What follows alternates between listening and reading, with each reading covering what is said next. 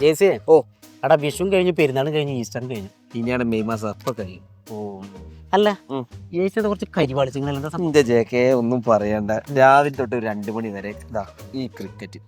അത് കഴിഞ്ഞ ഉച്ചയ്ക്ക് ശേഷം ഫുട്ബോൾ. അത് കഴിഞ്ഞ പിന്നെ രാത്രി ബാഡ്മിന്റൺ. കൂടുതൽ കളിയല്ലേ, എങ്ങനെയാ കരിവാളിക്കാതിരിക്കുക? ഇത് തന്നെയാ സംഭവം. ഇനിയിപ്പോ മെയ് മാസം തീരല്ലേ, സ്കൂൾ തുറക്കാനായി. അല്ല ഇതിൽ ഫുള്ള് പ്ലാനിങ് ചാറ്റിങ് എന്താ സംഭവം? RCB എന്ന് കപ്പെടുക്കുന്ന ചാറ്റ് GPT-നോട് ചോദിച്ചത്. ചാച്ചിപ്പിച്ച് ചാറ്റ് GPT അല്ല, ചാറ്റ് GPT. അതൊന്നും അറിയില്ലേ? അങ്ങനെ ഇതിൽ എന്ത് ചോദിച്ചാലും ആൻസർ കിട്ടുമോ? അങ്ങനെയൊക്കെ പറയണ്ടേ, എന്ത് ചോദിച്ചാലും കിട്ടും.